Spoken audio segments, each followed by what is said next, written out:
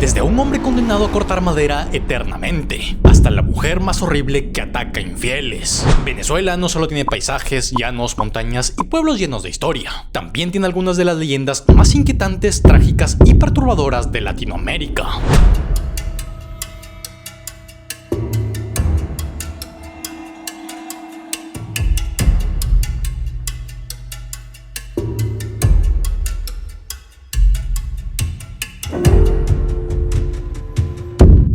En el episodio de hoy te voy a contar 5 leyendas de terror de Venezuela que te harán tener pesadillas. Prepárate unas palomitas, ponte cómodo o cómoda y no olvides subir todo el volumen para aterrarte por completo.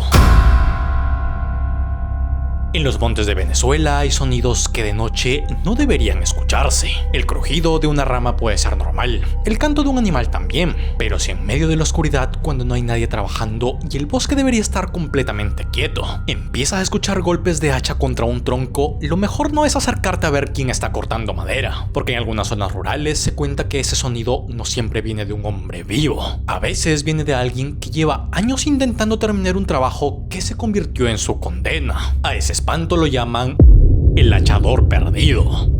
Una leyenda venezolana muy asociada a los relatos de llanos y a esas zonas donde el monte, la lluvia y la noche pueden hacer que cualquier camino parezca más largo de lo que realmente es. No se trata de una aparición elegante ni de un fantasma que se muestra en silencio. El hachador se anuncia con golpes secos, repetidos, como metal abriéndose paso en la madera. Primero suenan lejos, casi confundidos con el eco del bosque. Pero quienes conocen la historia dicen que no hay que confiarse, porque si escuchas el hacha en la distancia, tal vez no estás oyendo a alguien trabajar, tal vez estás oyendo a algo que intenta llamar tu atención. Una de las versiones más conocidas cuenta que, en vida, este hombre era un leñador. Algunos relatos lo describen como alguien acostumbrado al monte, fuerte, solitario y terco. De esos hombres que creían conocer demasiado bien la montaña como para temerle, pero su historia se volvió leyenda por una falta grave. Decidió ir a cortar madera en Viernes Santo, un día considerado sagrado cuando nadie debía dedicarse a ese tipo de trabajo. Y no lo hizo como cualquier cosa. Según ciertas versiones, quería preparar la madera para construir su propia urna, su propio ataúd, como si estuviera desafiando el destino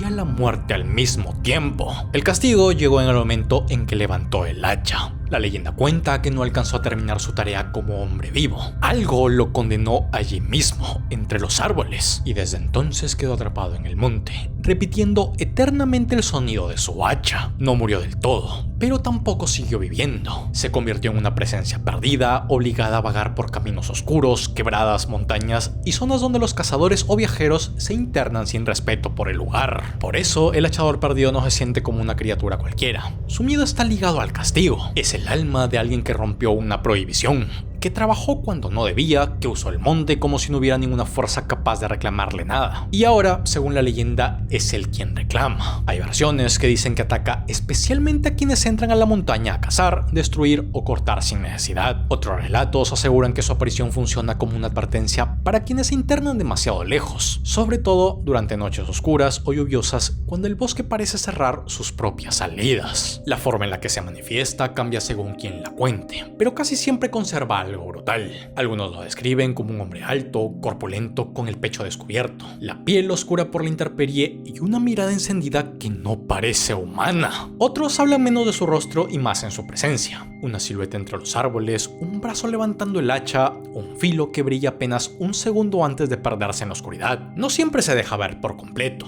A veces basta el sonido para que la gente entienda que está cerca. Y ese es el detalle más inquietante, porque el hachador perdido puede hacerte dudar. Escuchas el golpe del hacha y piensas que hay alguien trabajando. Tal vez un campesino, tal vez un leñador que se quedó hasta tarde. Pero luego recuerdas la hora, recuerdas que está lloviendo, recuerdas que no hay casa cerca y cuando el sonido vuelve a repetirse exactamente con el mismo ritmo, empiezas a sentir que no estás escuchando trabajo humano, sino una condena repitiéndose. Los relatos dicen que quienes se acercan por curiosidad pueden terminar desorientados. El monte empieza a sentirse distinto, los caminos se confunden y el sonido del hacha parece cambiar de lugar. A veces viene desde adelante, luego desde un costado, después desde atrás, como si el hachador no estuviera en un solo punto, sino rodeando lentamente a quien decidió seguirlo. En algunas versiones, si alguien insiste en buscarlo, puede encontrarse con una figura enorme entre los árboles, sosteniendo el hacha con una fuerza desproporcionada, mirando como si hubiera estado esperando que alguien llegara hasta él. Por eso la advertencia es simple: si escuchas hachazos de noche en el monte, no respondas, no grites, no intentes ubicar el sonido y no camines hacia él. Aléjate con calma si todavía reconoces el camino, porque en esta leyenda el peligro no está en solo encontrarte con el hachador, sino en permitir que su sonido te guíe hacia un lugar donde ya no sabes cómo regresar. Empezamos estas leyendas con una de las más inquietantes que seguro no conocías. Háganme saber en los comentarios quiénes fueron las o los valientes que se quedaron hasta el final, y qué país o leyenda les gustaría ver en el próximo episodio. Sí, obviamente dejan su like. Yo sé que muchos de ustedes ven mis videos en televisor, ya igual se puede dejar like, así que no se hagan los locos, los estoy observando. Sin más, vamos con la segunda leyenda. En algunos pueblos, las leyendas no necesitan castillos ni casas abandonadas para sobrevivir. A veces les basta una calle antigua, una madrugada silenciosa y un sonido que todos reconocen aunque nadie quiere escucharlo. En Michelena, un pueblo del estado de Táchira, en Venezuela, existe una historia que no empieza con un demonio ni con una criatura nacida del monte. Empieza con un joven, una traición amorosa, un crimen cometido por rabia y unas cadenas que, según cuentan, todavía se arrastran por las calles cuando el pueblo duerme. El encadenado de Michelena. La leyenda habla de José, un muchacho apuesto, conocido por su carácter enamoradizo y por tener más de una conquista. Según la tradición, tenía una novia oficial llamada María Eugenia, pero eso no le impedía andar con otras mujeres. Para algunos, José era simplemente un joven irresponsable.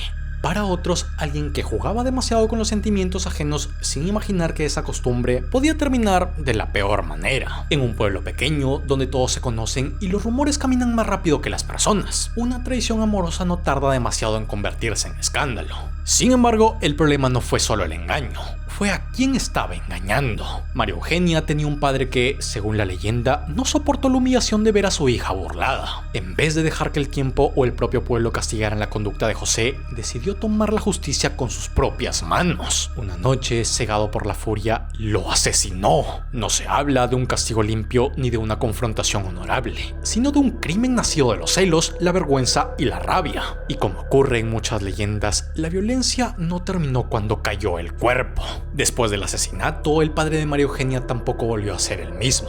Algunas versiones cuentan que murió enloquecido, perseguido por la culpa de lo que había hecho. Eso le da a la historia un peso más oscuro, porque no presenta a nadie como completamente inocente. José carga con sus engaños, el padre carga con el crimen y María Eugenia queda en medio de una tragedia que terminó marcando al pueblo. Pero el que no descansó fue José. Según cuentan, su alma quedó condenada a vagar por Michelena, arrastrando largas cadenas que cuelgan de sus brazos. Esa es la imagen que hizo famosa la leyenda: un joven muerto caminando de madrugada por las calles del pueblo, con cadenas pesadas golpeando el suelo. No aparece como una sombra ligera ni como una figura que se desvanece sin dejar rastro.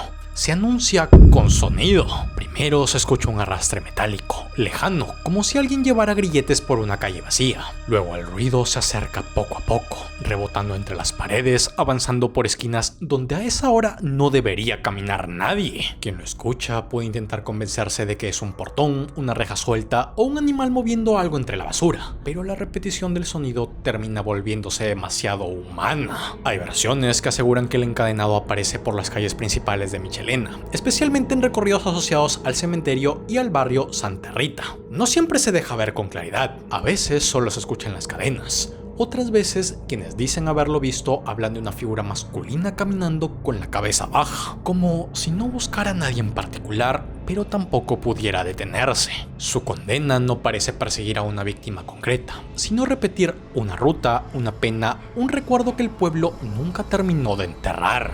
Lo inquietante de esta leyenda es que el sonido de las cadenas funciona como una advertencia. Si alguien camina solo de noche y empieza a escuchar ese arrastre detrás de sí, la recomendación no es mirar de inmediato, tampoco es burlarse, ni gritar, ni desafiarlo. En muchas historias de ánimas, el peor error es tratar la aparición como espectáculo, porque si el encadenado sigue penando, no es para entretener a los curiosos, es porque algo quedó roto. Una vida cortada por la violencia, una culpa sin descanso y una historia que se repite cada vez que el metal vuelve a sonar sobre la calle. También hay algo profundamente triste en esta aparición. A diferencia de otros espantos que castigan, seducen o persiguen con intención maligna, el encadenado de Michelena parece atrapado en su propio final. Las cadenas no solo anuncian, también lo explican. Representan el peso de sus actos, el crimen que lo alcanzó y la imposibilidad de abandonar el pueblo donde todo ocurrió. No importa cuántos años pasen ni cuántas generaciones escuchen la historia, José sigue siendo recordado no como el joven que fue,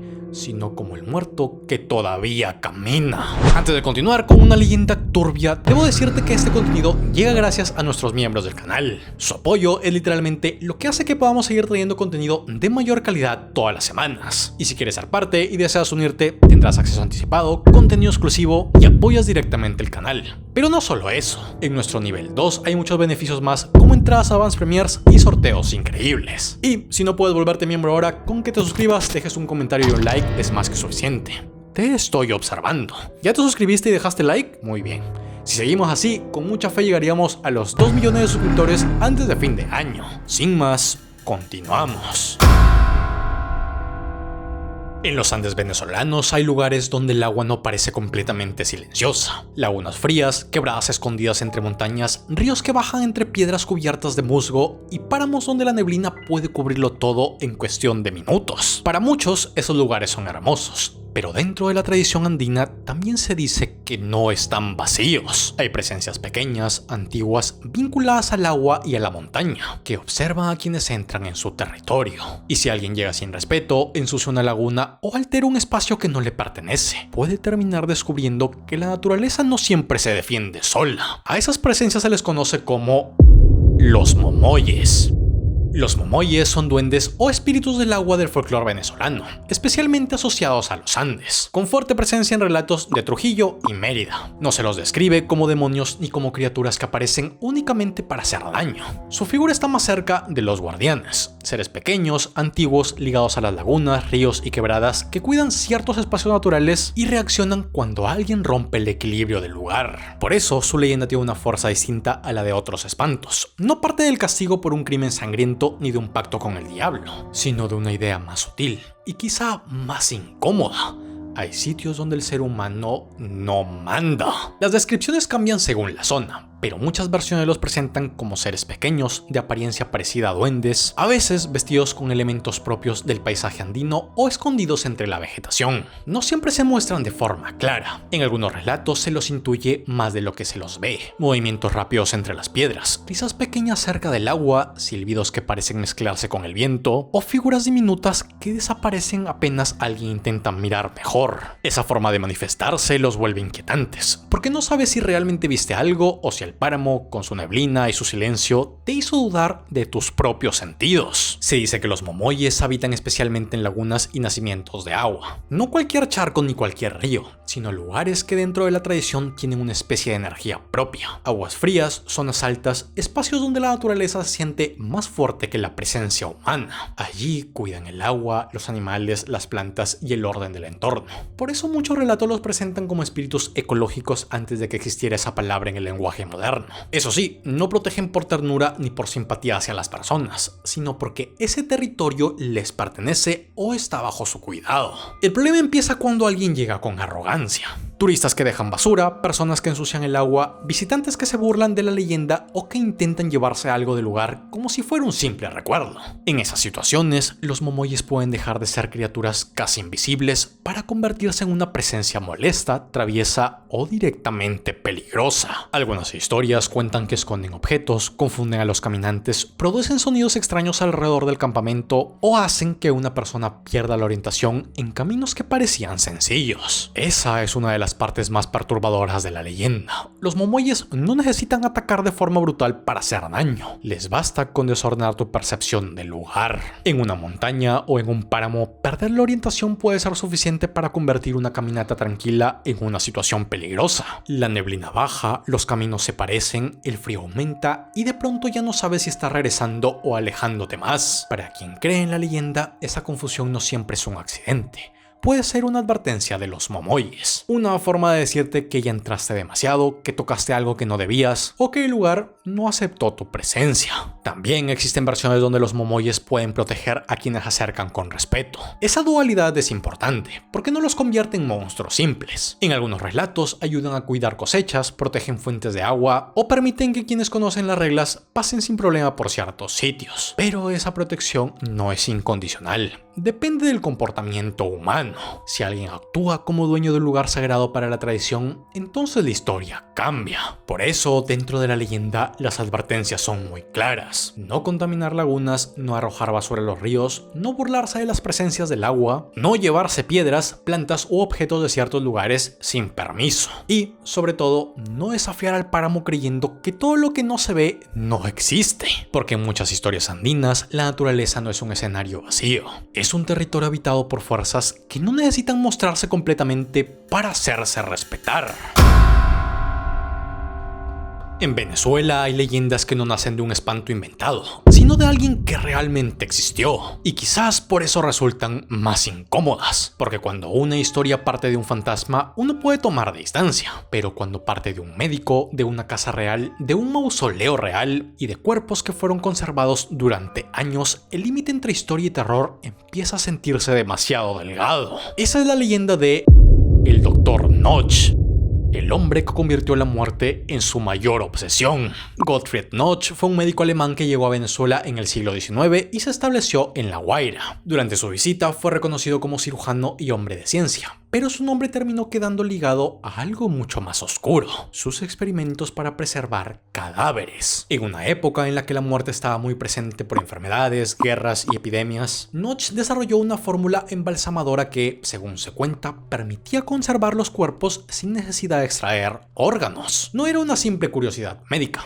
era una forma de desafiar el proceso natural de la descomposición. Con el tiempo, Notch se retiró a una hacienda llamada Buenavista, en la zona de Galipán, en las alturas de Ávila. El lugar ya de por sí tenía una atmósfera perfecta para convertirse en leyenda: montaña, neblina, caminos apartados, vegetación espesa y una casa aislada donde un médico extranjero trabajaba rodeado de silencio. Allí construyó su laboratorio y también un mausoleo, un espacio destinado a conservar los cuerpos que había embalsamado. Para la gente de los alrededores, aquello no tardó en convertirse en motivo de rumores, porque no se hablaba de cadáveres enterrados bajo tierra, sino de cuerpos preservados, visibles, colocados en sarcófagos o espacios preparados para resistir el paso del tiempo. Algunos relatos mencionan momias de familiares, allegados e incluso personas vinculadas a episodios de guerra o enfermedad. Una de las imágenes más repetidas dentro de la leyenda es la del mausoleo con cuerpos conservados como si estuvieran suspendidos entre la vida y la muerte, sin pudrirse, sin desaparecer, sin hacer lo que todo cadáver debería hacer tarde o temprano. Ahí es donde la figura del Dr. Notch dejó de ser solo histórica y empezó a volverse siniestra. Para algunos era un científico brillante, alguien adelantado a su época que estudiaba la muerte desde una perspectiva médica. Para otros era algo mucho más perturbador, un hombre obsesionado con impedir que los cuerpos descansaran. Con los años, la imaginación popular lo transformó en una especie de vampiro de Galipán. No porque bebiera sangre, sino porque parecía vivir rodeado de muertos que no terminaban de irse. La leyenda cuenta que Notch no solo embalsamó a otros, sino que también dejó preparada la fórmula para que su propio cuerpo fuera conservado después de morir. Esa idea vuelve la historia mucho más inquietante, porque ya no se trata únicamente de un médico experimentando con cadáveres ajenos. Se trata de alguien que, al parecer, quería aplicarse a sí mismo su propio desafío contra la muerte, como si no estuviera dispuesto a desaparecer del todo, ni siquiera cuando su vida terminara. Tras su muerte, la hacienda y el mausoleo empezaron a quedar envueltos en abandono, saqueos y relatos cada vez más oscuros. Con el tiempo, muchas de las momias originales desaparecieron o fueron destruidas, pero la leyenda permaneció. Personas que visitaron la zona aseguran haber sentido una presencia extraña alrededor de las ruinas, una incomodidad difícil de explicar al caminar por los espacios donde antes estuvieron los cuerpos. Otros hablan de sombras, pasos, sonidos dentro del mausoleo o la sensación de estar siendo observado entre la neblina. Lo más perturbador es que la historia del Dr. Notch no necesita exagerarse demasiado para dar miedo.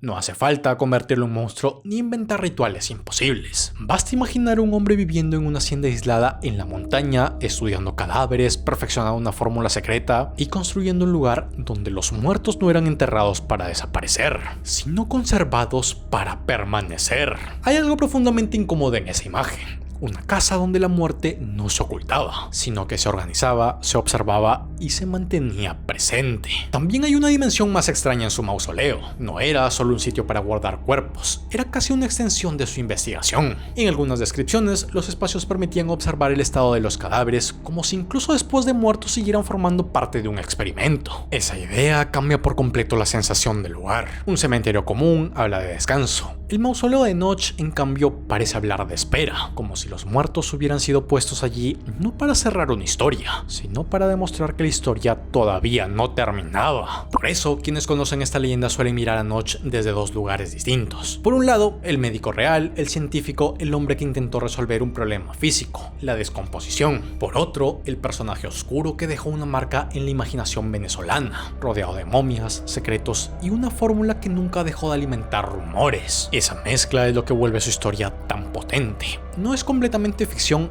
pero tampoco se siente completamente normal. Si alguna vez alguien sube hacia las ruinas del mausoleo de Galipán, la advertencia no es que vaya a encontrarse con una criatura corriendo entre los árboles. El miedo allí es más silencioso. Está en imaginar lo que hubo en ese lugar, en pensar que durante años esos espacios guardaron cuerpos que no se comportaban como cuerpos muertos, en sentir que la montaña, la neblina y el abandono hicieron el resto, convirtiendo una historia médica en una leyenda de terror.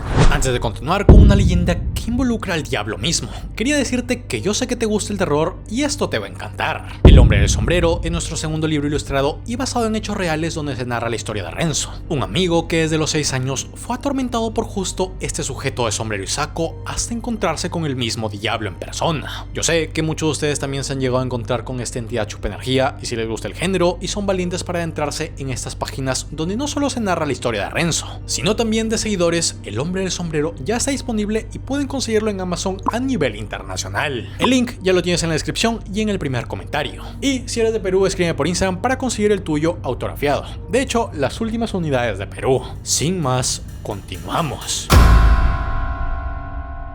En los llanos venezolanos hay noches en las que la oscuridad parece no tener fin. La sabana se extiende como un mar negro. El viento mueve el pajonal y cualquier sonido viaja demasiado lejos, como si el mundo entero se hubiera quedado escuchando. En ese paisaje nació una de las leyendas más poderosas de Venezuela: Florentino y el Diablo. La historia de un hombre que no tuvo que empuñar un arma para enfrentar al diablo. Solo necesitó su voz. Su nombre era Florentino, un llanero reconocido por su habilidad para cantar, improvisar y responder versos con una rapidez que casi nadie podía igualar. No era simplemente un músico. En el llano, el coplero tenía algo de retador, de poeta y de guerrero. Podía humillar a otro hombre con una frase, defender su honor con una copla y demostrar su temple sin levantar la mano. Florentino era de esos hombres que no parecían conocer el miedo, acostumbrado a los caminos largos, a las noches abiertas y a esa soledad del llano donde uno aprende a distinguir cuándo un sonido pertenece a la naturaleza y cuándo no. La leyenda cuenta que una noche, mientras Florentino cruzaba la sabana, apareció un hombre extraño. No se presentó con cuernos ni con una forma monstruosa. Esa es una de las cosas más inquietantes de esta historia. El diablo no llegó como una bestia, sino como un retador, como alguien elegante, seguro, con la calma de quien sabe exactamente a qué viene. Se acercó a Florentino no para atacarlo de inmediato, sino para desafiarlo a un contrapunteo, un duelo de canto donde cada verso debía responder al anterior y donde fallar no significaba perder prestigio, significaba perder el alma. Florentino aceptó y ahí la noche cambió por completo. Lo que parecía un simple encuentro entre dos cantadores se convirtió en una batalla espiritual. El diablo no cantaba como un hombre común. Sus versos traían amenaza, burla, oscuridad y una inteligencia peligrosa. No buscaba solo vencer a Florentino con palabras, sino quebrarlo por dentro, hacerlo dudar, cansarlo, empujarlo al error. En un contrapunteo normal, equivocarse podía dar vergüenza. En este, equivocarse podía significar quedar condenado para siempre. La escena tiene una fuerza enorme porque todo ocurre en medio del llano, lejos de cualquier ayuda. No hay iglesia cercana, no hay multitud protegiéndolo, no hay una puerta que cerrar. Solo Florentino, el diablo y la noche. Cada copla se vuelve una defensa, cada respuesta una forma de resistir. El diablo intenta atraparlo con enigmas, provocaciones y versos cada vez más oscuros, como si quisiera arrastrarlo poco a poco hacia su terreno. Pero Florentino no responde solo con orgullo, responde con astucia, con conocimiento del llano, con fe y con una serenidad que empieza a convertir su canto en algo más que música. A medida que avanza el duelo, el peligro crece. No se trata de una pelea rápida, sino de una resistencia prolongada. La noche se estira, el cansancio aparece y el diablo parece tener una paciencia infinita. Esa es la parte más aterradora. Florentino está enfrentando a una entidad que no se fatiga como un hombre. Cada verso que responde lo mantiene vivo, pero también lo obliga a seguir dentro del juego. No puede callar, no puede escapar, no puede dejar que el miedo se note demasiado, porque en ese duelo la mejor grieta puede convertirse en una entrada para la condena. El diablo, como en muchas leyendas, no necesita forzar el alma de Florentino, necesita ganársela. Quiere vencerlo bajo sus propias reglas, demostrar que incluso el hombre más valiente del llano puede quebrarse si se le enfrenta durante el tiempo suficiente. Por eso esta historia no funciona como un simple cuento de el bien contra el mal.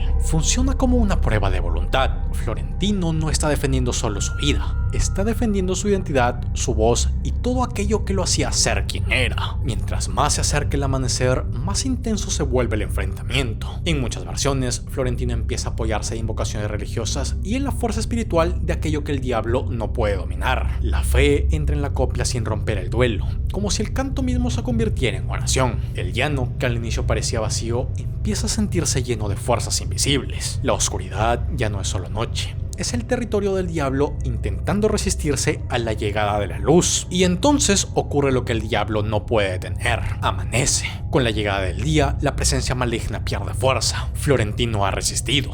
No cayó en la trampa, no se quedó sin respuesta, no permitió que el miedo le arrebatara la voz. El diablo venció por el canto y por la claridad que empieza a cubrir la sabana, desaparece o se retira, dependiendo de la versión que se cuente. Pero lo importante es que no se va porque Florentino lo haya destruido físicamente, se va porque no logró llevárselo. Por eso esta leyenda es tan poderosa dentro del imaginario venezolano. No presenta al héroe como alguien invisible por su fuerza, sino por su temple. Florentino sobrevive porque sabe responder, porque no se deja dominar por el miedo y porque entiende que, frente a ciertas fuerzas, la resistencia no siempre se pelea con armas.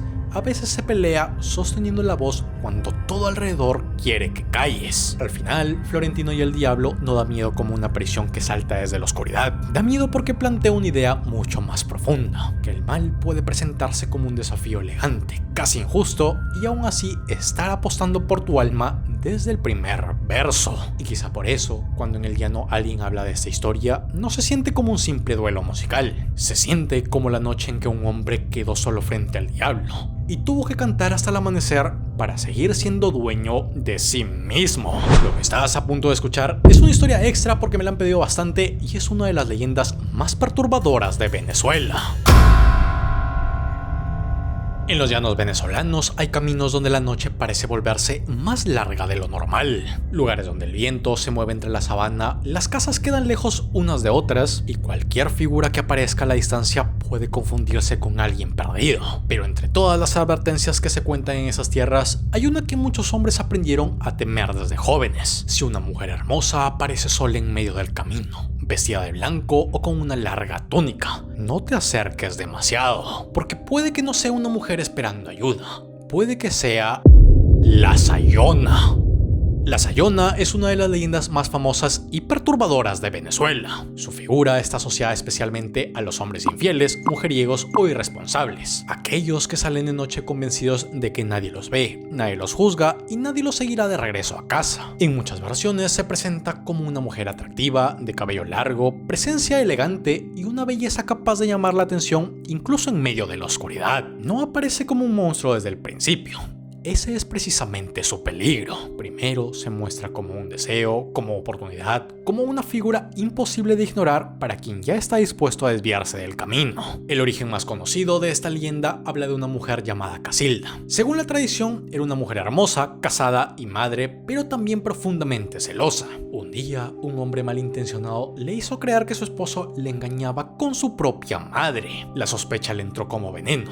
No esperó pruebas, no buscó explicación y no se detuvo a pensar en lo absurdo de aquella acusación. Consumida por la rabia, fue hasta su casa y asesinó a su esposo. Luego, todavía dominada por los celos, fue contra su madre, convencida de que había sido traicionada por las dos personas que más debían quererla. Pero antes de morir, su madre le reveló la verdad. Todo había sido una mentira. No existía esa traición, no había romance, no había engaño, no había nada más que una intriga sembrada en la mente de Casilda. Y en sus últimos momentos, la madre la maldijo. Le dijo que quedaría condenada a vagar para siempre, persiguiendo a hombres infieles y castigando aquello que ella creyó ver en su propia vida. Desde entonces, Casilda dejó de ser solo una mujer marcada por los celos y se convirtió en la Sayona, un alma en pena que camina entre el deseo y el castigo. Su nombre también tiene fuerza dentro de la leyenda. En algunas versiones se dice que viene de la saya, esa vestimenta larga con la que se la representa, una especie de túnica o vestido que la hace verse elegante y espectral.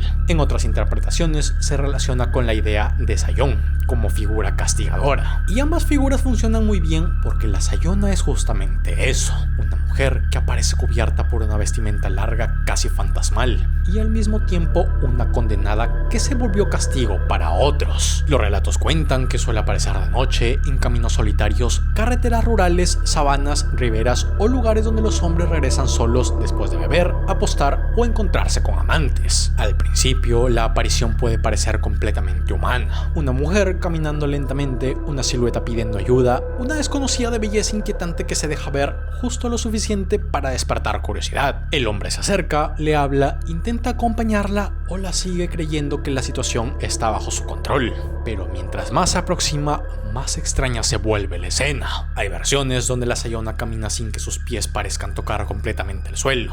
Otras dicen que su voz es suave, casi seductora, hasta que cambia de golpe. El momento más aterrador llega cuando el hombre intenta verla de cerca, tocarla o seguirla hasta un lugar más apartado. Entonces la ilusión se rompe. La mujer hermosa se transforma en una figura cadavérica o monstruosa, rostro descompuesto, ojos encendidos, una boca deformada, dientes enormes o una expresión de furia que ya no tiene nada humano. Lo que parecía deseo se convierte en sentencia. En algunas historias, los hombres que la encuentran terminan muertos del susto, enfermos, desorientados o marcados para siempre por lo que vieron. Otros logran escapar, pero regresan convertidos en una advertencia viviente, pálidos, temblando, incapaces de explicar por qué siguieron a una mujer desconocida en medio de la noche. Y esa es una de las partes más interesantes de la leyenda, porque la Sayona no castiga al azar. Su aparición suele tener un sentido moral. No busca simplemente asustar a cualquiera, sino enfrentar a ciertos hombres con aquello que intentan ocultar. Por eso se la cuenta como una advertencia, no solo para no caminar solo de noche, sino para no confiar demasiado en los deseos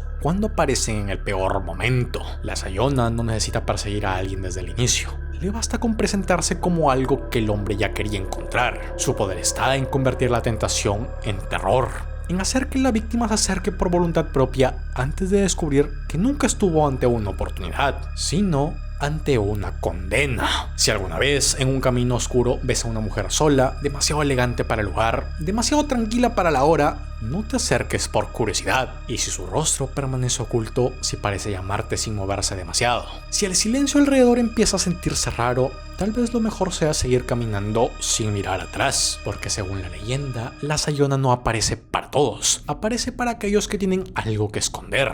Y cuando finalmente muestra su verdadero rostro, ya no viene a preguntar nada, viene a cobrar. Si yo no puedo dormir después de conocer la historia de estas leyendas perturbadoras, ustedes tampoco, a menos que si estés suscrito al canal. ¿De qué leyenda y país te gustaría ver en un próximo video? Comenta si te quedas hasta el final para dejarte tu corazón macabro.